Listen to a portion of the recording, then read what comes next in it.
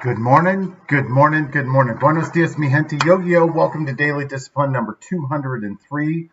Rob Hoback here. Today is the 7th day of May. It is a 2 for Tuesday, and yes, that makes me want to eat tacos. So happy that you're here, honored and humbled if you returned. It's also a work day, and I got a call in 26 minutes, so let's get to work. First things first, I'm still the realist. And playing off that, I'm also very realistic. What are we talking about? My question for the day is, does your complaint lack perspective? And we'll talk a little bit more about that. The book I've been reading about how not to give an F in certain situations just talks about the human experience and how difficult times and, just difficult times are part of the experience of being a human. If we think that's not going to happen and we're not going to have people that get us sideways, we're just unrealistic, and that makes things even more difficult for us. So I try my best to not just be the realist, but also to be realistic. Sorry, wrong sheet. Realistic. There it is. All right. Before we get to that, though, let's talk about my thank yous. This is all relative, right? I'm thankful for my life. Yeah, right? The same guy that a couple days ago was complaining, was all mad, right? I'm thankful for my life because yesterday or the last couple days, I was given a lot of perspective. So yesterday, Sunday, cleaning up around the house, and Sam grabs me and says, "Hey, the neighbor's mowing his yard." And so our neighbor just to the northeast of us here, nice family. Bought the house, I don't know, a couple years ago, started doing some work on it, and then just out of the blue last fall, maybe, late fall, the father, approached me on the yard and said, "Hey, we bought another house. We're going to put this one up for the market, on the market, and just wanted, if you're interested." And I said, "No, I'm not, this, that, and the other." And that was literally like the last conversation I had, and then they were gone. And when I say they were gone, I mean, Christmas trees still up in the, you can see that up. And until Sunday, the grass was almost waist high in the backyard. And we didn't have any way to get a hold of them, right? That's how neighborly we are today, right? Is that I lived next door to somebody for 2 years. I knew his name was Rob. I knew the wife's name was Heather. And I knew they had a son that was there every once in a while and a dog named, I don't even remember what the dog's name is. Anyway, I didn't know anything about him. And then we had a cold spell. Their furnace was, or their, something mechanical was making a bunch of noise. The other neighbor came over and says, "Hey, you know how to get a hold of those people?" I'm like, "No." Well, fast forward to Sunday, I'm outside and I see Rob and I'm like, "Hey, how you doing?" He's like, "Man, I am so sorry about the state of the yard. We're going to get this cleaned up. We're going to get the house up for sale." I'm like, "Hey, everything all right?" He kind of just disappeared, and he shares with me. He's like, "Well, actually, our oldest son passed away very unexpectedly, and so we've been dealing with that." That one sentence, right? We lost our oldest son, just put everything in perspective to me.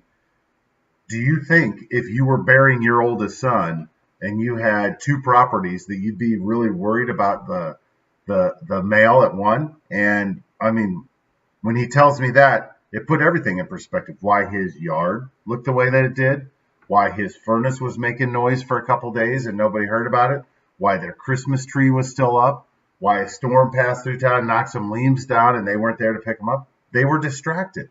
I didn't have any perspective as I was looking over there saying to myself, "I wish they'd clean up their yard.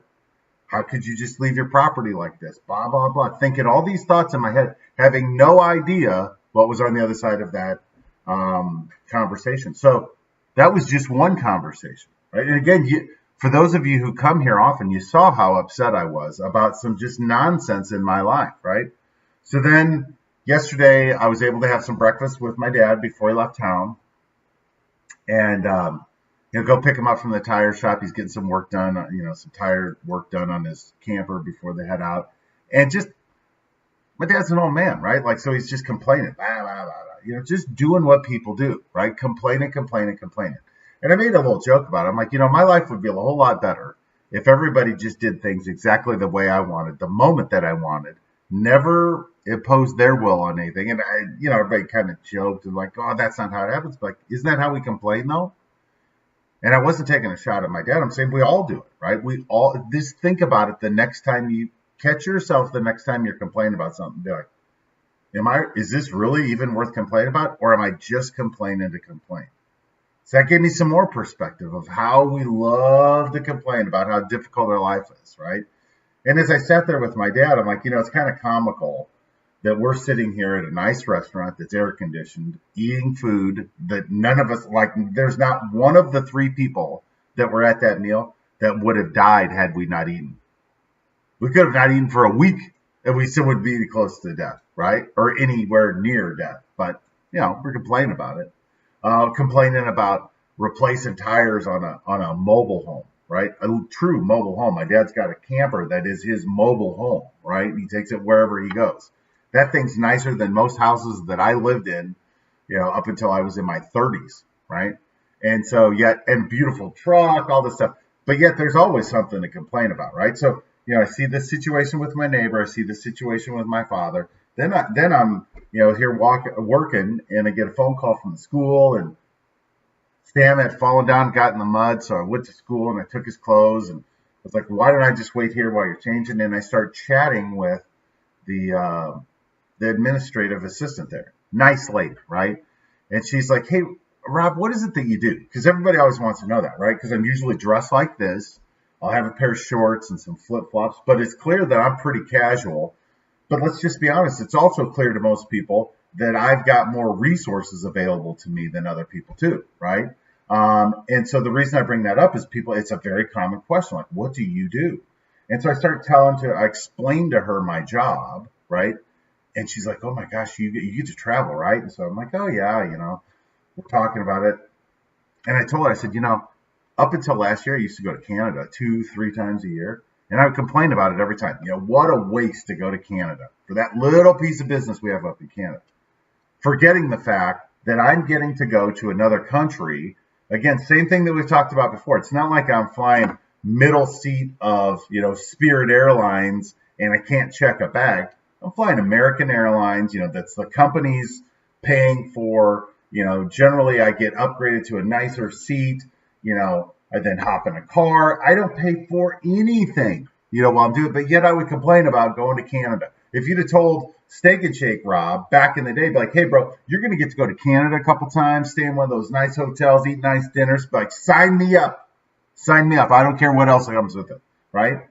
But when I'm having conversations, I'm often complaining. And so I'll wrap this up with, as I'm having this conversation with this lady, she's like, oh, I love Canada. We went to Canada last year, went to Vancouver. I'm like, I love Vancouver too, right? And so I think about, and immediately, for those of you who know, I go back to, I almost died in a hotel room fire in Vancouver. I'm not going to tell her that and ruin her opinion of Vancouver. But again, that I have stories like this is just amazing to me. So today, I'm going to wrap this up. I'm going to do my very best that when I find myself getting ready to complain about something, be like, bro, you got nothing to complain about. All this nonsense that happened to you last week, who cares, right? Just get over it. Like, let's have some perspective in our life. Me, right?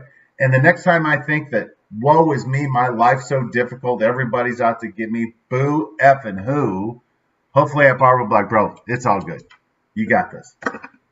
I'm not putting that on you, Aunt Barb. That's my job to keep myself out of the ditch. Love you guys. Thank you for joining. I'll be back tomorrow. Hope you do too. Get some perspective the next time you want to complain. For rules.